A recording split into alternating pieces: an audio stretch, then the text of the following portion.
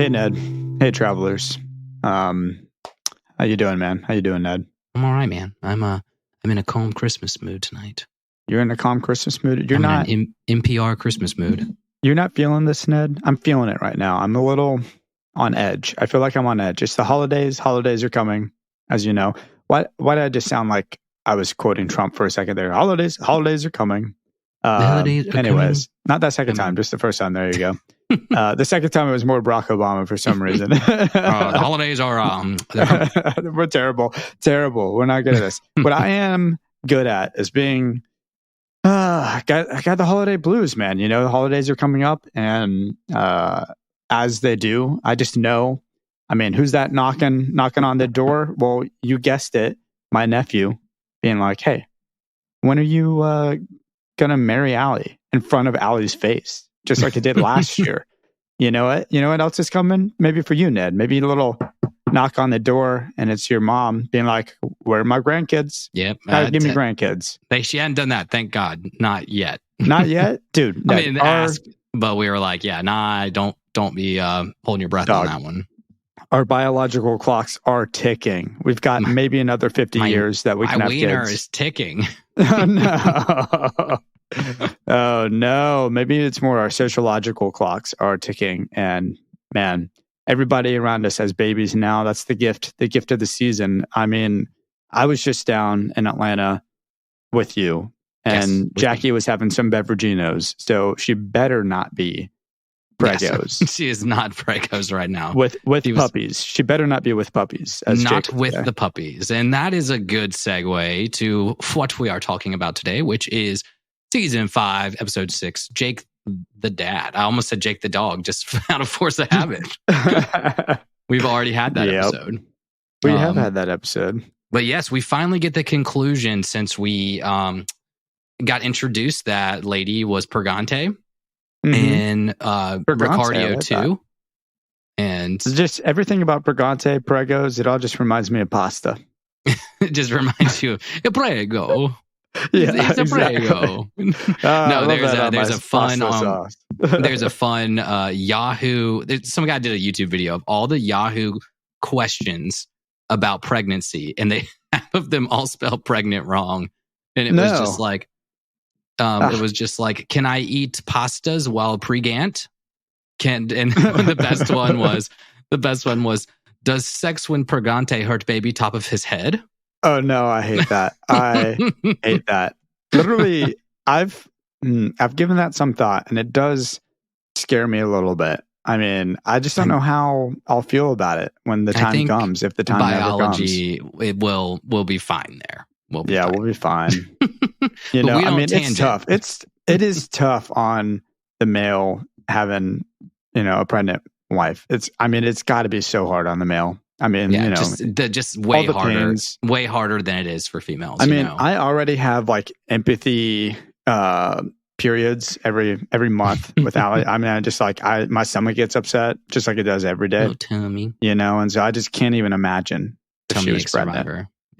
Yeah, a real tummy. I'm a real survivor. You can't tell, Russell is a very ironic person, so don't take any of that seriously. Just in case you don't know his sense of humor well enough yet. Mm-hmm. Yeah, I'm looking up. I just looked pregnant. Let's see things that are popping up: pregnant belly, pregnant woman, pregnant symptoms, pregnant midge doll. I'm not sure what that is. Oh, that's from the Barbie movie. Oh, yeah, okay. Pregnant Halloween costume. That's great. That's good. Good stuff. I'm not seeing anything too crazy here.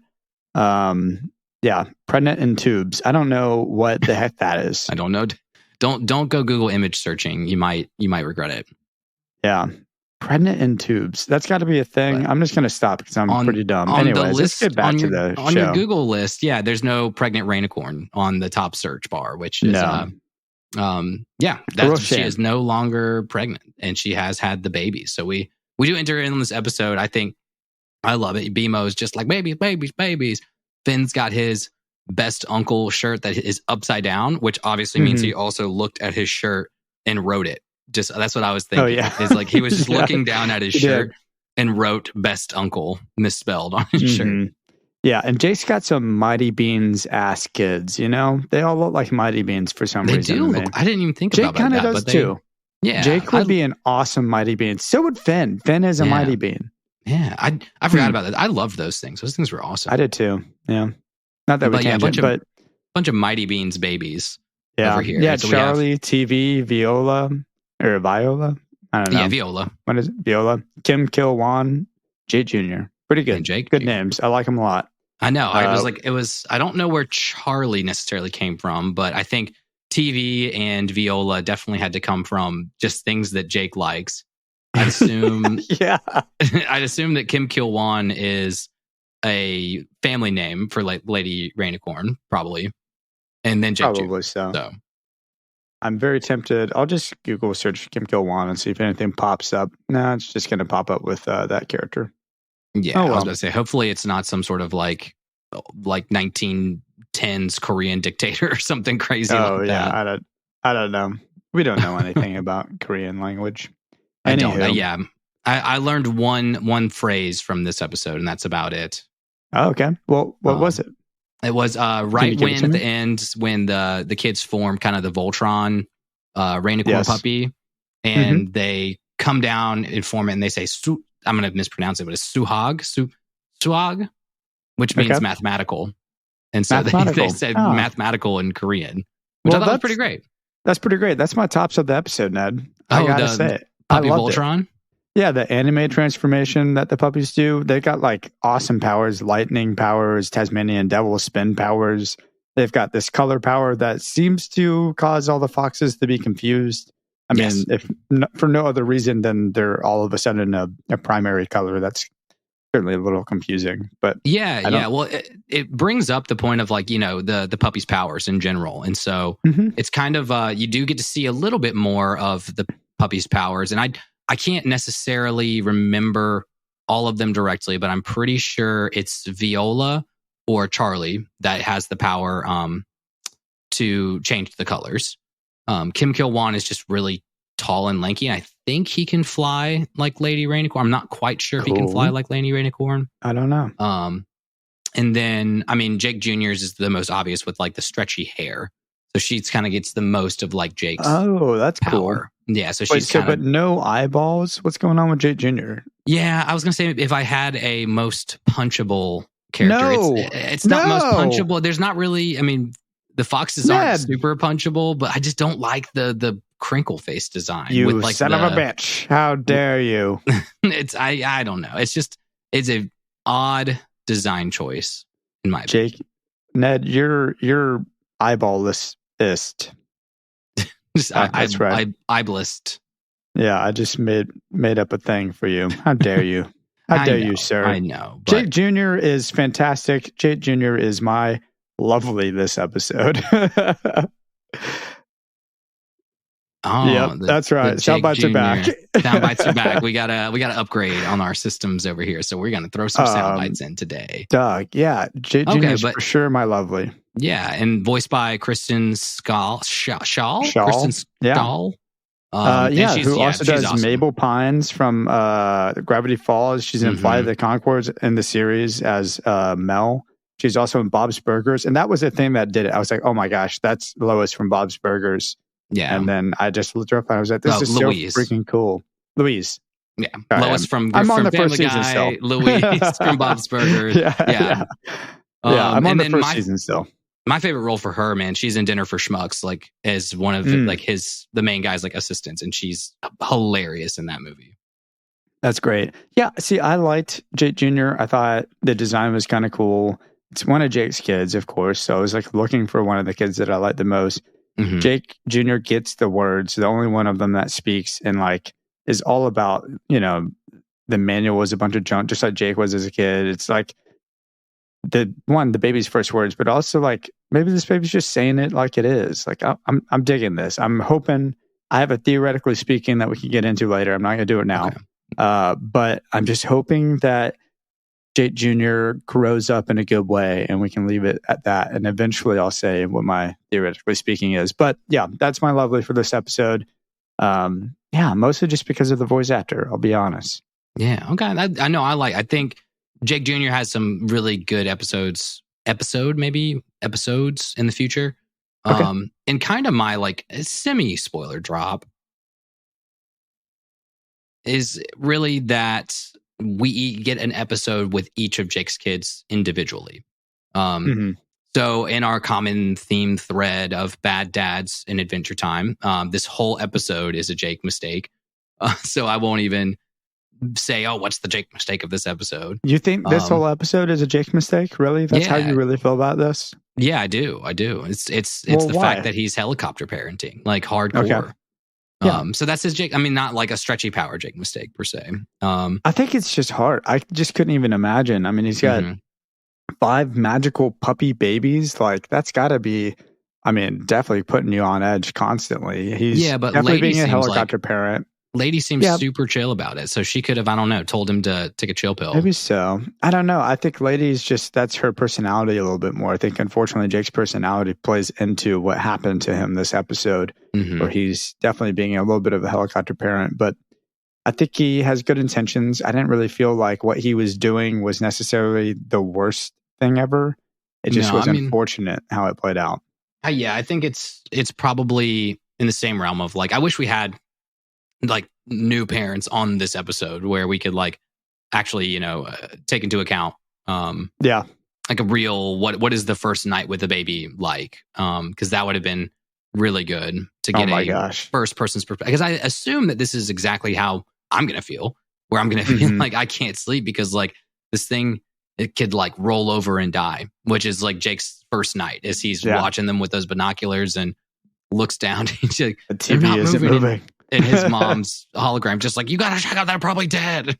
Oh my gosh, that was so funny. Which points it, this episode has so many funny moments. I really enjoyed this episode, just getting that out of the way. Like, it was very funny constantly, whether it was Jake like drying his eyes with, was it Charlie? Or yeah, no, that was Jake Jr., Jake Jr., drying his eyes with Jake Jr. at first because he was just like, just so happy. He's like, I'm not gonna let anything happen to them, as he like dries his eyes while he's crying and stuff. I mean, it's so good. It's a very funny episode, lots of good laughs, and the mom's manual answering, perform CPR on them, they might be dead, is such a good laugh. And Charlie is pissed. Charlie gets a little ticked off here, which also is going to play into my theoretically speaking later. Maybe I should just say it. You want to hear it in case it's going to get spoiled? Yeah. I think I can get your theoretically speaking. All right. My theoretically speaking is that we're going to have an evil baby. One of these babies is going to be an evil baby. I don't know which one. I'm hoping, fingers crossed, you don't have to tell me, Dad, but I'm hoping, fingers crossed, it's not Jake Jr. because my lovely. And also, I know it's not TV because we got TV in the Fiona and Cake miniseries, the second episode. Simon Petrikov is the name of that episode. I'm thinking my money is on Charlie. I think he's a little annoyed here. We get to see just a little bit of his personality. But if I'm taking a bet on who's going to be the evil baby, if there is going to be an evil baby, it can be Charlie. You're close. I mean, you're not close. There's an episode where one of the kids is like technically kind of antagonist. I won't spoil anything else beyond that or who it is. But also Charlie's so we don't a girl, get like an evil baby. Oh, okay. Well, my bad. Oh yeah, you would have known from this episode. So it's still, and it's hard to know if Jake Jr.'s boy either. I have no idea. I'm probably just supposed to be ambiguous. Don't think it matters. Yeah, I don't think it matters, but interesting. All right, well, that's fine. If my theoretically speaking isn't completely on point this episode, but I was sure hoping it was, and if it was, I was hoping you wouldn't say that it was. No, I mean it's you're scratching on the surface of a good episode, so that's good. Okay, cool. Well, in terms of my kickers and best moments of the episode, kind of like you said, the little subtle moments encompasses both my lovely and my tops of the episode, which is the butterfly. Just the butterfly. I think it's Charlie like floats up in the air and Jake's like, no, too many germs. And just the butterfly shoots the most like savage little like side eye and so annoyed. I was like, that is the humor I want like in this show. Mm-hmm. Yeah, that was the moment too where I was like, wow, they are growing up so damn fast. What is happening to these babies? It hasn't even been a day. I mean, we don't really truly know the timeline, but it seems like it's all within a 24-hour-ish period. Something like that, yeah. They are huge. I mean, at the end of the episode, we get the explanation for this. It's because they're Rainicorns, technically, and Rainicorns grow quickly. And then Kil Whan has a beard by the end of it. And Jake's just like, yeah, they're practically older than I am, which does get into what I will say. If there was going to be a Jake mistake, I think this is one of them. I think there were kind of two big Jake mistakes. Certainly the fact that, okay, they're getting older, right? But they've only been around a day. They don't have much like real world experience outside of the fact that they are like able to walk and talk, and they have like an awareness and everything. Like they've grown up, but they only have one day of learning and one day of exploring and all that. I don't think Jake was in the right to get out of his kids' lives so quickly. I think he needed to stick around or at least live with them a whole lot longer than 24 hours to help them grow up and help them learn and help them get at least a little bit more of a traditional upbringing to some degree. Yeah, I think there's some of that, but I also like just provided the future episodes that I know about. I'm pretty sure all but TV move out. TV kind of becomes right away. Yeah, I think they just like move out right away. So I don't really blame Jake if he's like, I'm gonna move in with Lady, and then all the kids in like 1 week are gonna be like, yeah, we found our own apartment. It's like, we'll see you later. Oh, well, I guess if that's the case, I just can't imagine they're actually going to leave right away. Maybe they do. It is certainly interesting though that like Rainicorn's parents were still together, clearly in that episode with the parents. I can't remember what it was called, but Jake and Rainicorn just have this very like opposite of traditional relationship. They only moved into each other, or it moved in with each other because of the kids in the first place.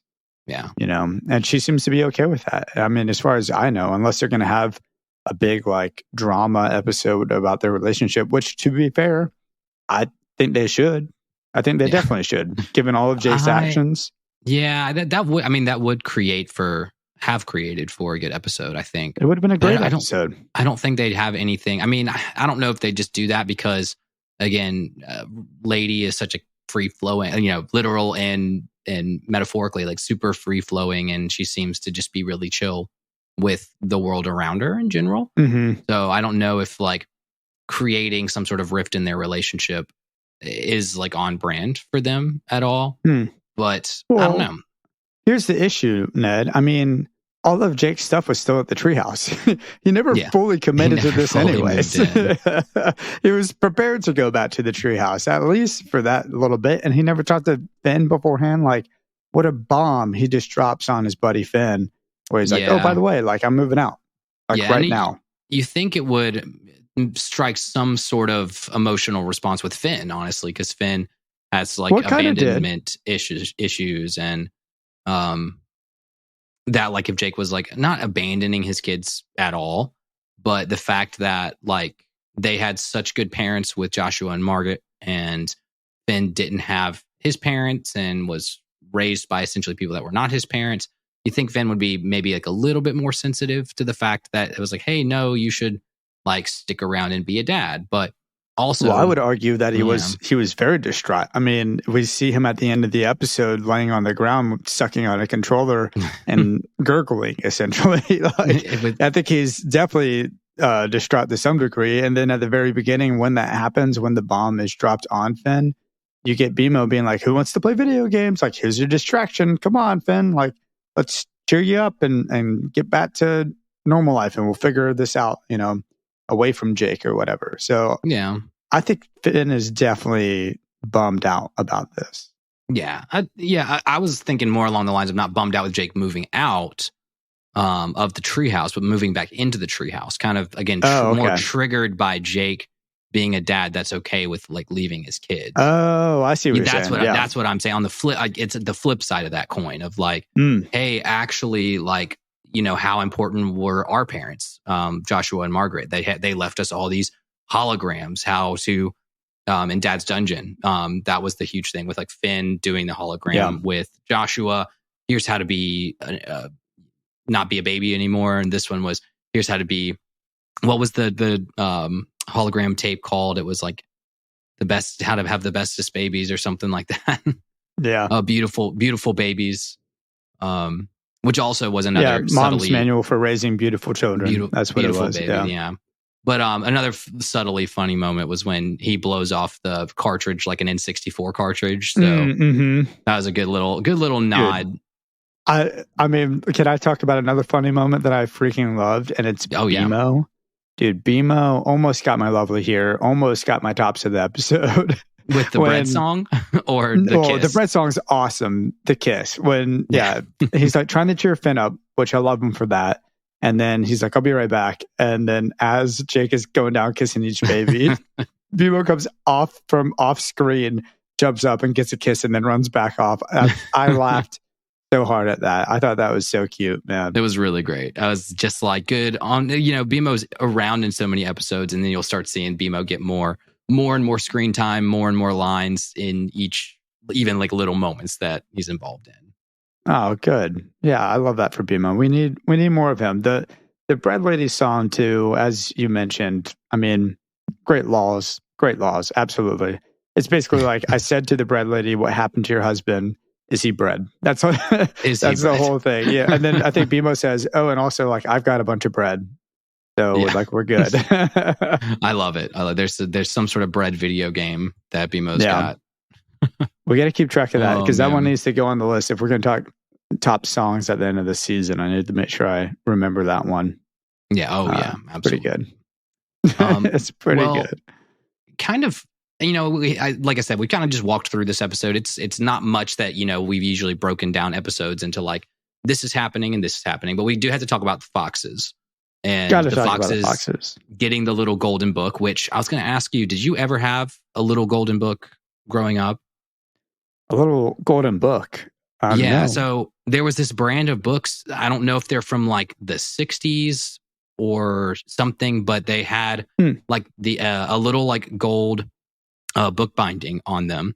And they were like little kids' books. And they were sometimes about like a train. Sometimes I think they had a lot of Sesame Street characters in them, but the branding is a circle of characters on the yellow backing of the book. And so the maybe Fox Eats the Baby's book that Jake is reading, that little like drawing on the back is supposed to be like a golden book or little golden book. So if they were at my grandma's house growing up. So like they were my mom's when she was a kid. So if anybody grew up with golden books, little golden books, please let me know, because I'm hoping I'm not going crazy here, that I'm not the only one that had that as a staple of my childhood. Yeah. Well, I'm curious now, a little tangent, but that's fine. Are there any other staples of your childhood that like just bring you back when you think about them? Ooh, man. Trampolines, honestly. Trampolines? Just like I was a sucker for... Ned. Oh, I thought you said anything about childhood. No. Books. I want books. Maybe I did, but I meant books. Okay. I was like, any trampolines. Oh, man. It's like cars, but way less interesting. Just like cars, but books. Very Hungry Caterpillar. Richard Scarry books. Good one. I can't even ever remember the name, but the one with the goldfish that has all the sparkly scales and then gives them all away to the other fish. Yeah. I think it's just called the rainbow fish. Maybe. That's a good one. I totally forgot about that. I think my top two that I can think of right now at the top of my head are Go Dog Go.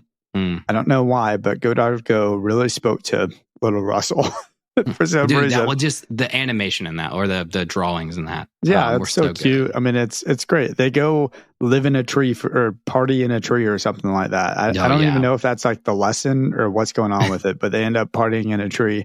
And I always thought that was so cool. Like all the images of the dogs doing different things in this giant tree. And then I had a baseball book, and I don't know what it's called. I think it might have, like every baseball team probably does this, but it was a Braves book, and you put your photo, and they did a whole bunch of different ones. I think it was like a whole genre of children's books, but you put your photo at the end of it, in the very end, and then there's a whole cutout in every single page.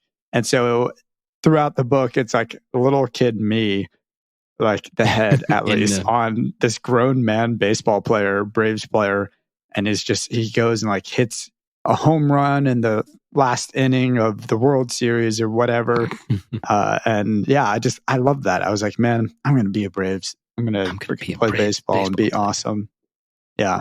I love that book. That was so good. That's a good one. I had the ones where you had like the little puppets that you would like put through the holes and you'd flip each page and the puppet like turned into some other image on each page. But not I had those as well. Not one with a picture. Not with your own image. Oh, no. Man. I had two. I can't remember what the other one was, but the baseball one really sticks out to me because it does the whole like the pitcher throws it right down the pipe, like a fastball down the pipe or whatever. And then guys, this is why Russell's just so vain. He just only loves pictures or only loves books where he's the main character.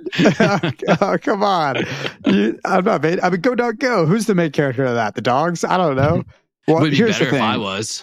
Yeah, it would be way better if I was. So would my least favorite one, the one that freaked me out the most. I was thinking of these foxes with this book, and the book is about like eating babies and how easy it is to eat babies. What children's book freaked you out the most, Ned? I can go ahead and give you mine. Yeah, mine, well, no, I've got one, but let me think. Okay. I'll keep thinking on like this kind of young specifically? Adults. Yeah. I'm thinking of like a little kid's book. Mine is Goodnight Moon. I don't know that why. One freaked you out. Exactly, but I did go back and like watch a YouTube video of someone reading Goodnight Moon. I think the color palette is wild, crazy choices in my opinion. The bowl of mush that's just left out. Like, what is mush? Apparently, it's some sort of a cornmeal pudding type thing, but I had never had mush before. Like maybe grits, kind of. Yeah, but why do we, or like oatmeal? But why do we go back and say goodnight to the mush later on? And it's so repetitive that you say goodnight to everything, and then it goes back through the order, but in a different order, out of order. And Ree says goodnight to everything. And the worst of all is this creepy lady bunny who whispers hush. I think that's what did it really. It's the bunny, the way the bunny is drawn. And then she disappears at the end, Ned. And I can only assume she disappears to kill all of us in our sleep. And that's why Goodnight Moon freaks me out the most. I'm with you. The drawing, I keep saying animation. I think that's correct, right? Or should I just say illustration? Excuse me, not animation. There you go. The illustration in that book is a little unsettling, not necessarily the most comforting, I would say. Yeah, and also it's all about like good night, like goodbye, good night. You know, I don't know. It's too repetitive, too weird. We're going back out of order. All sorts of things that are keeping me on edge, and I hated that one. I don't know why, but I hated that one. I would say, again, mine doesn't necessarily fit into the children's book category, but it was not necessarily my mom made a mistake like Margaret did, but she would read us books before we went to bed. She'd kind of like get all of us in there. And we used to read the Redwall books, which were like castles and little animals and stuff like that, and the Narnia books. So when we would do the Narnia books, there is the last one is called The Last Battle. And there's some like pretty much the evil character in that one is like a demonic figure named like Tash, something like that. And I don't know if it's just like the way my mom would like do the voices and all that stuff, but I just had like the most terrifying nightmare as like a 6-year-old about that thing. And like literally to this day, it's like top 3 worst nightmares I've ever had. So, that was one of the ones where, you know, Jake obviously had this book, didn't listen to his mother about, you know, learning how to fight and protect himself in danger until he experienced it himself. But that was definitely one I'd say maybe my mom didn't know necessarily that was going to be such a like intense book. Yeah, definitely. I mean, Jake had no idea right when he was about to read that book. That was one of his favorites as a kid to his babies. And even when he shows it to the manual, though, like his mom's manual was like, yo, no, get rid of that book. It's not good for the kids. But what a crazy, funny, like morbid story that ends up being about how easy it is to eat babies. They just kind of sit there. I think, what is it? When the fox gets a hold of it, can't remember what exactly he says, but I think he says something along. They just sit there while you eat them. They just sit there while you eat them, and the one fox is like chewing on a rock, and he's like, "Why haven't we been eating babies this whole time?" And he's like, "I don't know, but I'm gonna go do it right now." Like it's just so like, nonchalant. Hey, free book. Dude, the whole foxes, they were almost all my lovely just because I love the dry robotic delivery. I love the comedy of all of that, and they're getting this book, and this book is going to teach, this children's book is teaching them, oh, what if we actually killed prey, and actually did what foxes do, except for I don't know if foxes kill babies historically speaking, maybe like human babies, maybe that's a thing. Puppy babies, sure, I can believe that. Yeah, the babies were as helpful as they were chubby is one of the lines of the book. It's funny, too. I was thinking of a little bit of a parallel between like Jake is so afraid, and this is the opposite of how he was in the parallel I'm making. So Jake was so afraid that this book was going to freak his kids out or whatever, or like they're going to learn about something about being terrified about foxes or whatever. So he throws it out the window, and he's just freaking out about, what if my kids get eaten by foxes? And he creates his own, that destiny. Like he creates that path, his own fear. Just like how in A New Frontier, the episode with the Banana Man, of course, Ben is the one who's like so afraid of this dream that Jake had. He ends up creating that dream in their own reality. So it's kind of like that self-fulfilling prophecy in a sense that we talked about during that episode of, he's like, I'm terrified of this thing. And then he throws the book. And of course, the foxes learn that, oh, we can kill babies. we can go after babies. Well, like I would say, like, I mean, that's kind of a good, like, I don't know, this wasn't my lesson of the episode, so I can probably talk about it now, but like kind of a good lesson that, like, I don't know, the cliche is the only thing to fear is fear itself. But then at the same time, like a lot of our fears, what we fear, our avoidance of that fear typically puts people in situations where that causes a problem based around that, like, I mean, good example, like my wife was scared of roller coasters. We've talked about this on the podcast, went to Disney World, got over it. But like the 2 nights before, she was trying to do guided meditation on how not to be scared of roller coasters and ended up having a panic attack because of it. Was like on the floor at like midnight having a panic attack. Oh my gosh. From a fear. And again, it's kind of like, there's smart things to be afraid of. Being afraid kind of foxes eating you in the woods is somewhat of a healthy fear. But I mean, not necessarily. I couldn't even imagine. I can't relate with Jackie there. I don't think I've ever been afraid of anything. So, just fearless. Just fearless, totally fearless. That's one thing we know about me on this podcast. I have no fears. No fears. But that's a good thought. I think I didn't have as many deep thoughts about this episode, but we really, really dove deep on it. I feel like in the New Frontier episode, but that, you're the kind of the creator of your own destiny, based on the actions that play out in your life. So but certainly, and gosh, that's just such a good episode. We quote it so often, or like go back to it so often, just because of the different theories, or at least the different paths that you take and how those affect your future and how your future is kind of out of your control. I mean, all that is just so good. But to bring it back to, sorry, I was going to bring it back to the fox. It hits on Adventure Time's existential, like it tries to strike existential chords in people, Totally. Well, with the foxes, I had another really great laugh when Jake is passed out in the field. And the foxes go and drag him and start chomping on him. But at first they're just like, man, he's so hairy. Like he's sweaty. Like, why is he so sweaty? And then there's a quote that I got where it goes, there's never going to be a perfect baby. There's never going to be you just got to dive right in, I think is what he's, something like that. And I think that's so funny. The idea that there's never going to be a perfect baby. Your baby is going to have, lumpy bread arms or something. Seize the day. Eat that baby. Eat that baby. Yeah. And then, of course, his kids end up saving him. And we got my lovely and all that happening right there. But the foxes are so funny. I hope we see more and more of them. And is that the same fox? I feel like we got a fox from forever ago, didn't we? Unless it's intended in the woods episode with the cow, who loves the other fox. Like Mrs. Is it another fox or is it a goose or something? It's like Mrs. Duck or like Mrs. Goose or something. Gosh, this is bad. It's been a minute. That is definitely an episode I haven't revisited. That's season 1. Yeah. It's a long ago one, but yeah, they do the same voice for the fox, but I think it is Mr. Fox. I think that is Mr. Fox. Mr. Fox himself. Okay. Yeah. And we will have him be cameoed in a lot of episodes. Mr. Fox rocks, and I love foxes. They're one of my favorite animals, and they did not disappoint in this episode, though they are pretty dumb, and I feel like they deserve a little bit more credit than that. Yeah.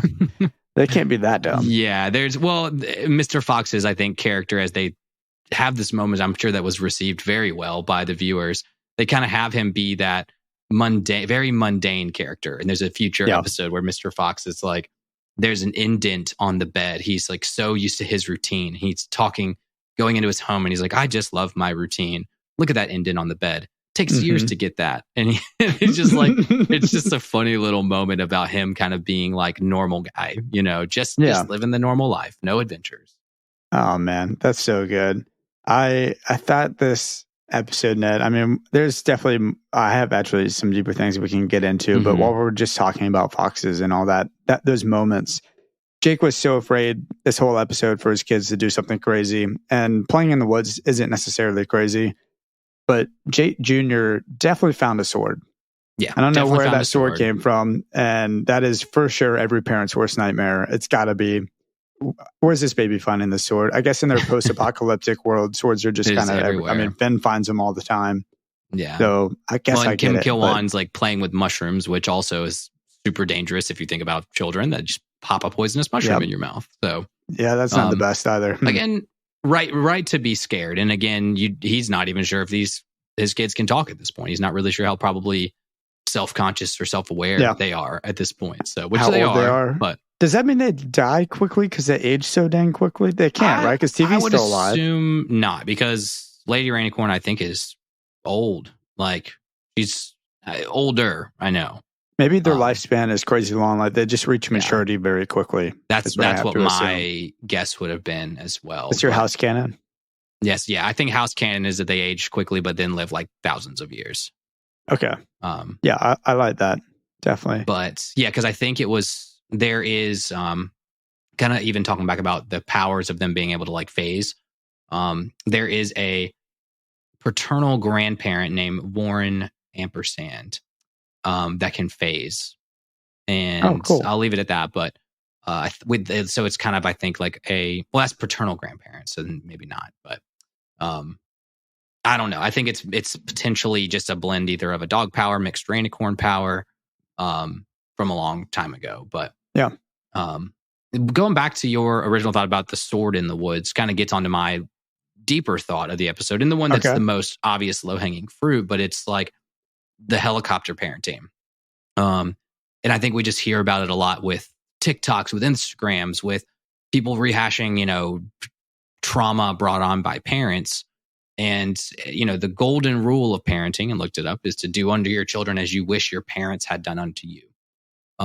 So I think that's obviously the overarching lesson of this episode.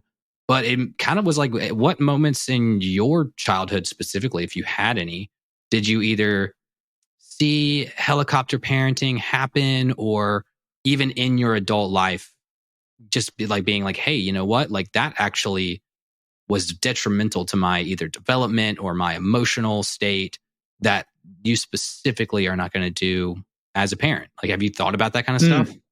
Man, we're getting into some therapy stuff right here. Yeah, I know. I wish I had a better prepared answer for this. I have some thoughts that I think parallel this a little bit, if you don't mind me kind of going off on a slight tangent, or not fully answering you. A therapy level question that you don't need to question. No, but I just don't have a good example.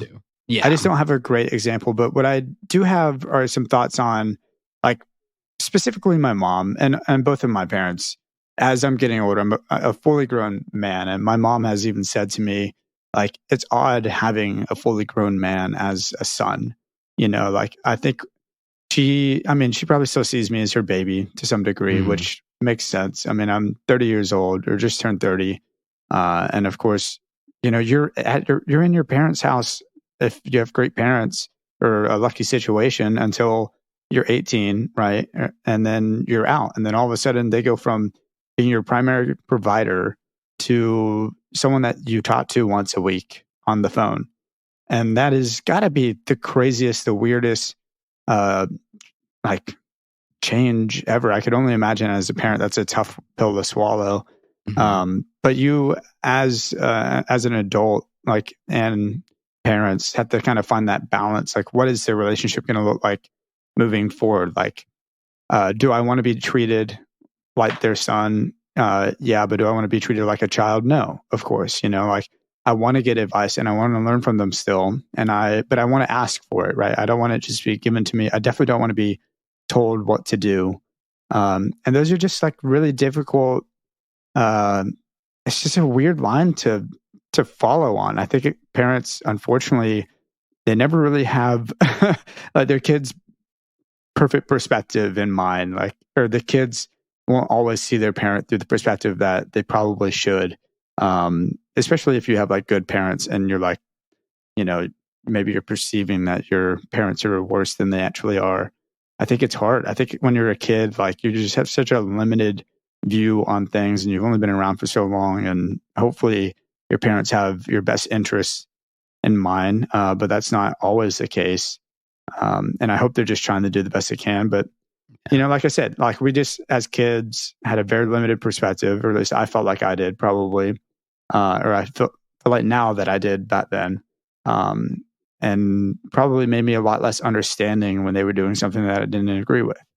Yeah. And I'm sure if you do really think about it, I mean, parents, it doesn't just happen when you're 18 either. Like parents have to do it over constantly. And over and over again, because I'm watching my nephew and new mistakes, grow up. Right? I mean, constantly new mistakes. Yeah. Oh, absolutely. And then there's new situations that happen with, like my generation, it was like smartphones and computers and video games, like that being a huge way of like, hey, I don't know what to do with this as a parent. My parents were like, do we let him play video games through the night, or do we have to stop him? Is he going to become like some weird shut-in? Like, just think about this, like new frontiers. Third grade to sixth grade is so huge of a change, and that's 3 years. Your kid is sitting there one day and he's like playing Roblox or whatever kids play. I don't know.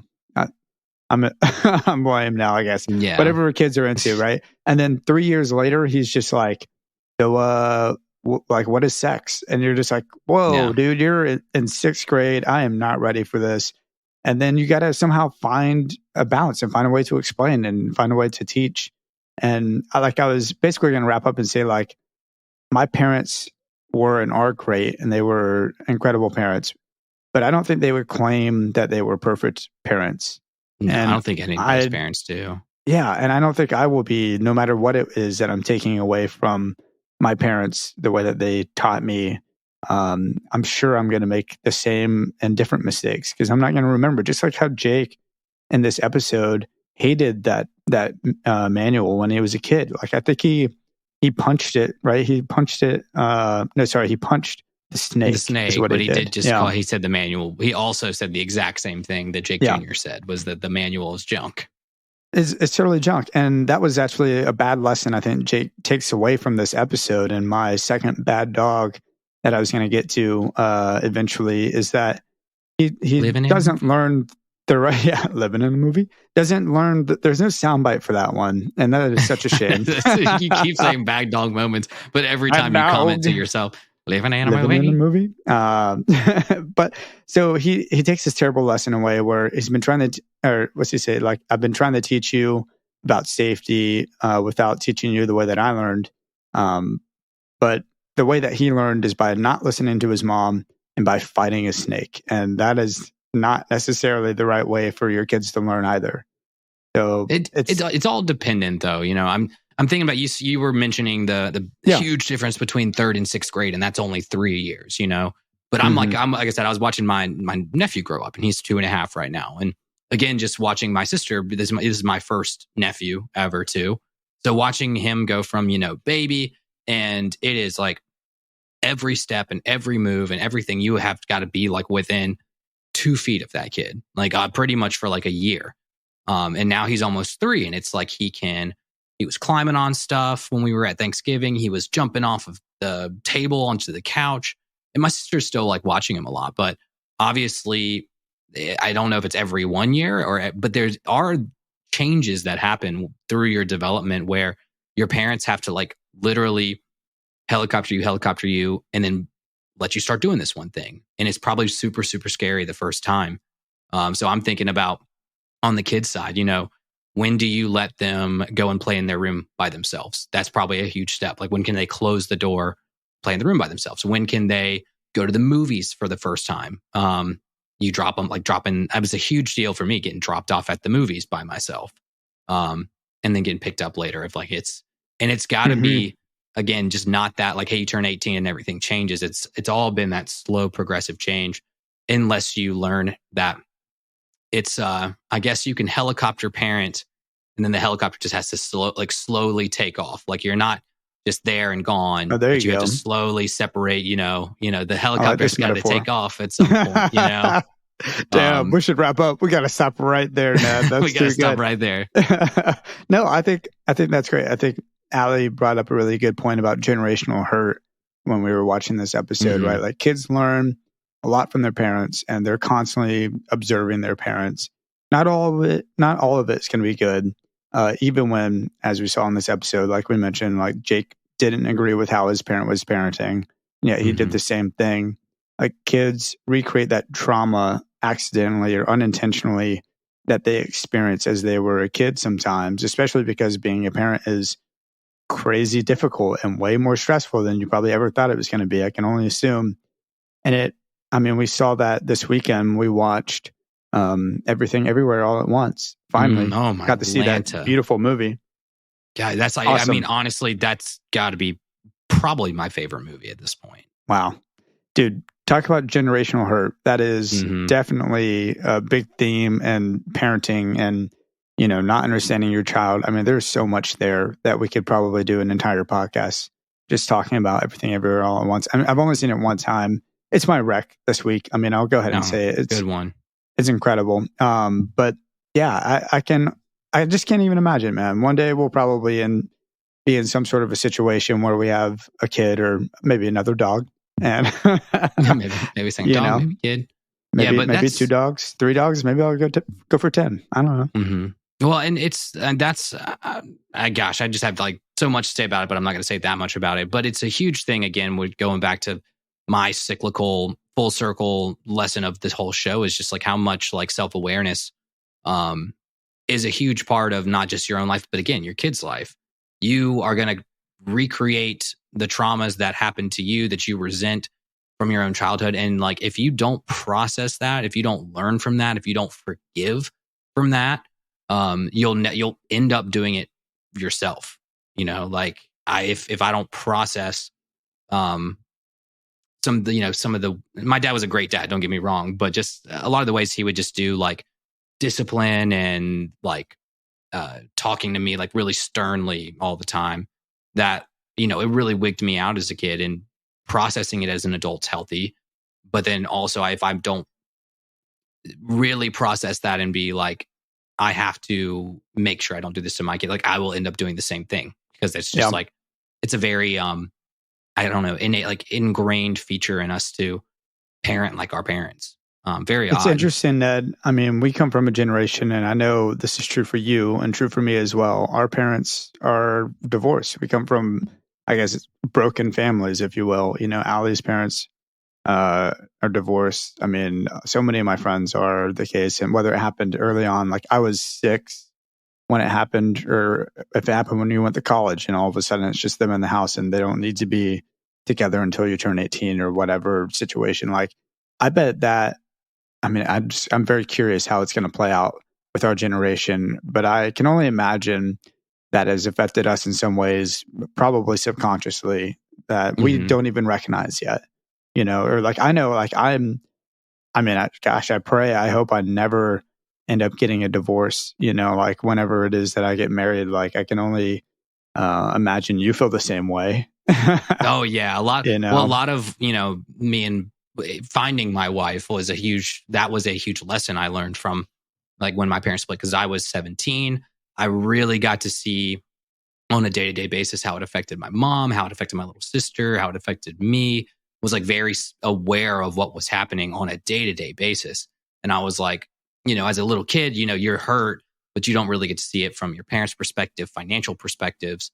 It was just like, holy shit. They're probably not telling you the whole truth as well, whatever that means. I got actually a whole lot of the honest truth from my mom, which is a little bit like why I snapped and I was like, okay, well, I will absolutely not marry a woman that I'm not sure about, and I do not. Well, isn't that crazy too, to think about? Like, I mean, because I've had my mom, talk to me about things that I was like, I don't know if you should be like, like, I'm not your therapist and also I'm your child. Like, trust me, dude. I don't really need to know. It's every time I go home, my mom's like, I'm sorry if I overshared. I'm like, yeah, you kind of did. You do it every time, so I have to expect it. But didn't think I'd be talking that much about that. But it's on the topic. Okay. It's on the topic of this episode of like, again, kind of like you said, and generational trauma. I'm like losing my words. Or generational hurt. Either way, generational hurt, generational similar. But on the flip side of that, I think that generational hurt can be processed and rephrased into generational lesson learning. And that's still like, you can't be like, oh yeah, like my parents suck and everything they did was awful. That you can say, hey, like I may have been hurt and stuff, but I've learned from this. So like, I'm grateful for my experiences. Even if I got hurt, it's a good lesson for me to learn, so I can make sure I don't do that for my kids. And kind of spinning it in that positive light's not a bad thing, Yeah. I mean, here's the thing, Ned. I'm very curious to see more of how Joshua parents Jake and how Jake's mom also parents Jake. Now that we've seen a little bit of Jake's style, I want to see if it reflects his style. And then I also would get to see more of Jake and his kids. I know there's an episode of Car Wars in the future involving Jake and one of his kids, if I'm not mistaken. I mean, I don't know how far out that is. He takes... I think he takes Jake Jr. No, sorry, he takes Charlie to a Car Wars tournament. Okay. So there's that one. Yeah. Does it sound like a villain story? So my theoretically speaking is definitely wrong. In a way, Charlie and he's Kaiba. Charlie's a somewhat involved in dark. Charlie's Kaiba. Charlie's kind of got this at that episode at least. And again, viewers, correct me if I'm wrong. I think it's Charlie. Is into like tarot cards and kind of like dark stuff. So kind of getting into that pep butt mentality. Yeah. What it do, Yugi? I'm just going to spoil it for you here. No, don't spoil it for me. I don't want to know. Okay. I mean, it's not, it's those episodes kick off and it's not like a huge like reveal what his kids are doing. Fine. We've been spoiling so much recently. Let's wait. I'll let that one like simmer for a little bit, but okay.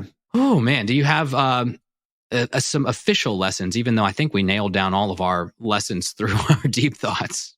I think I do have. I've got 2 lessons for us. The first one is they grow up so fast, and by that I mean my friends' kids, and also my nephew and my niece.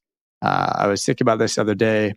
My nephew used to be so small, and it feels like, I mean, it was 5 years ago, but it feels like so recently that I could just lift him up with one arm. And now I think he's in 8th grade. I should probably know this. I should probably know the age of my only nephew, but I think he's in 8th grade and he's definitely taller than his mom is now. And I think he's going to be a whole lot taller than I am at some point soon. So that freaks me out just a little bit, but that's my first lesson. They grow up fast, I don't know. I'm not sure what I'm getting from that, but that's my first lesson. My second one is, oh man, there's never going to be a perfect baby.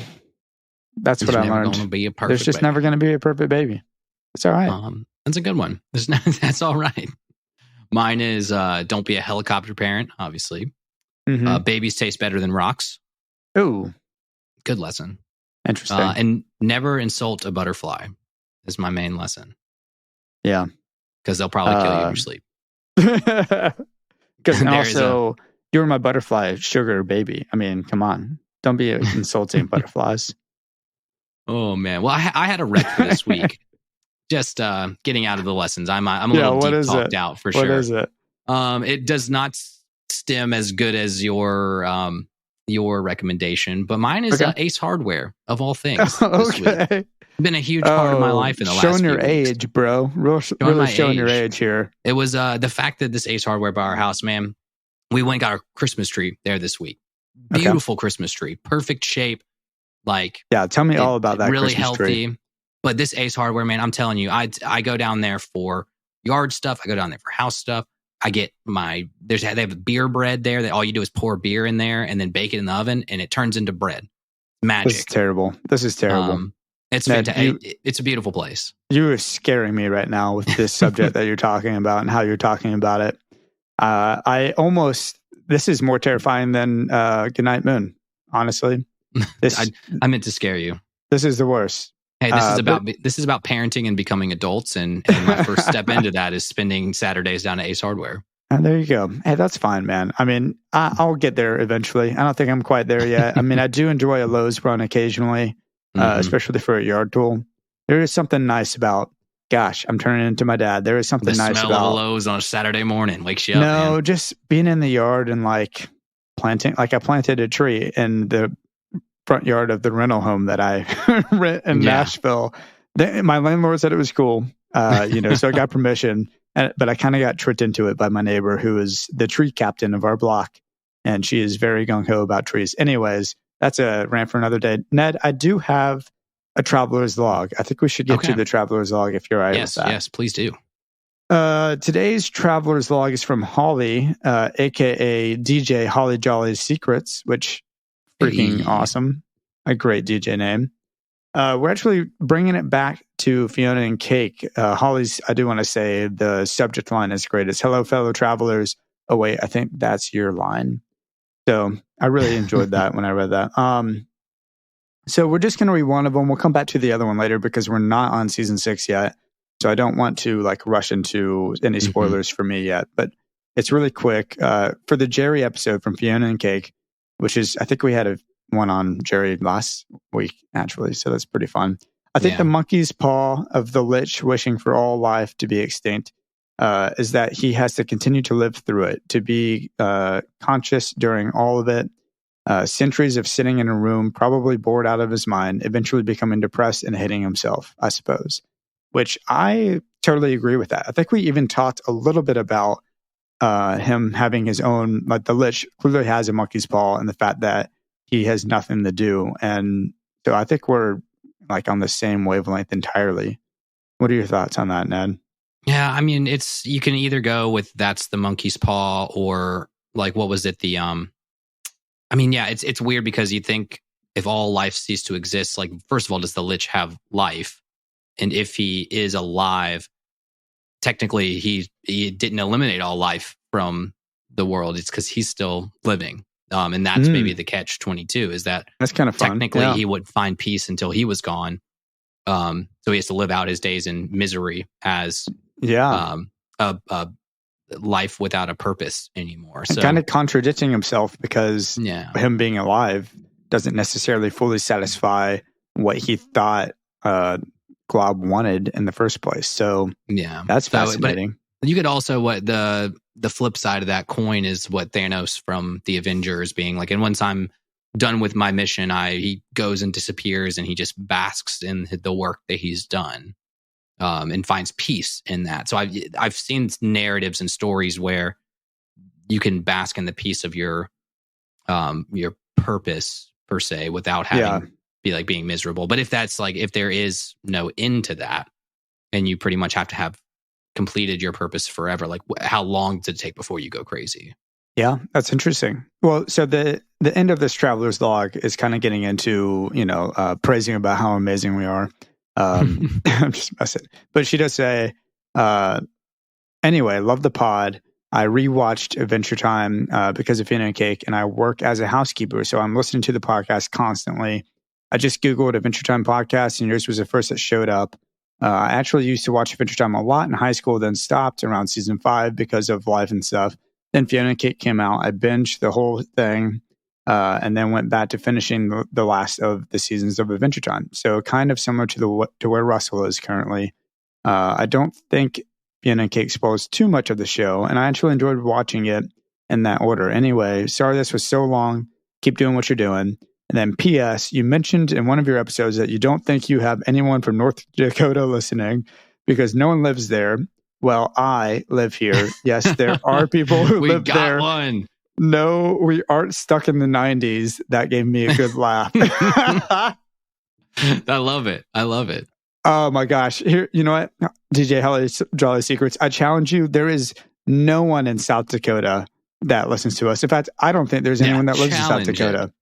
And also, I think you're lying. I think that's a total lie. I don't think you live in North Dakota anyways, because no one lives in North Dakota. And I don't know. That seems silly to me. That is so funny. That's crazy. PPS.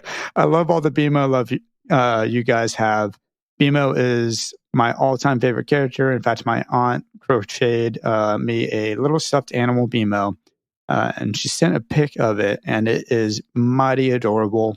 Thank you, DJ Holly Jolly Secrets. That was a freaking awesome traveler's log, especially the bit about you being in North Dakota. What a lie.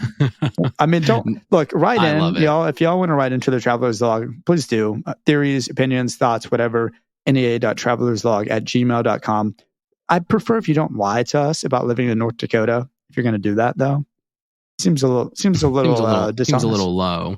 But also a good segue of I want to see the picture of this crocheted BMO, which I think will go in the Discord. So if you want to follow us on Discord, join our Patreon. You'll be in the Discord. We got people. You'll get a sticker in there. You'll have a little community of everybody who likes to talk about the podcast, about Adventure Time, about cool tattoos of the Lich and cool crocheted BMOs and like the whole 9 yards. So if you're looking for the community of a show that's long been done, kind of, except for Fiona and Cake, but long been done, this is the community for you for sure. Yeah. And you can join the patreon.com/neverendingadventure for only $1 a month gets you access to the Discord. You don't have to do the $5 option or the $10 option. In fact, the $5 and the $10 option are the same. If you can give 10, we really appreciate that. No pressure. But if you do 5 or 10, you do get access to the NEA and Beyond podcast, which is our secondary podcast that we started just for the Patreon. Ned, me and you were about to talk about drinking, I think, on drinking NEA and alcohols on that podcast. Yeah. So more adult topics, except more for adult topics. I don't know. Parenting is also a very adult topic. We've talked about this in the past, though. We don't necessarily endorse drinking, but we do it. And so we're going to talk about it. And we're going to tell some stories about our first time drinking and maybe some good memories, some bad memories. And I think it's going to be a really fun conversation. But anyways, check us out at Instagram at Never Ending Adventure Podcast, Twitter at NEA_podcast. Again, the Traveler's Log is NEA.travelerslog@gmail.com with 1 L. We've got so many, and I think it's going to be really great having a Traveler's Log like every week for a couple weeks here. Y'all have a great holiday season. I'm assuming this is coming out before the end of the year. So, yes, this should be coming up. We've got technically tomorrow, our first comeback from Fiona and Cake is releasing tomorrow morning. Good. So that's great. Yes, we will be close to the holiday season come this release. Yeah, well, that's awesome. I'll leave you with my thoughts when I'm thinking about wrapping up this episode. It's kind of a lesson, but I'm trying to do this better. I'm trying to see conflict that I have with my parents from my parents' perspective. And I think that plays into my lesson that I was talking about, or really what I was talking about earlier, with us as kids having a little bit of a limited perspective. But I think it could help us resolve some things. I don't necessarily mean your parents are always right, because they ain't always right, for sure. Always right. But yeah, if you're old enough to be listening to this podcast, you're old enough to have a wider perspective of your parents' perspective. Yeah. I agree. So y'all, regardless, whatever you do with our terrible advice this week and our thoughts, I just hope you have a good holiday season, and I hope you party all the way through it and forever as well. And I loved you guys.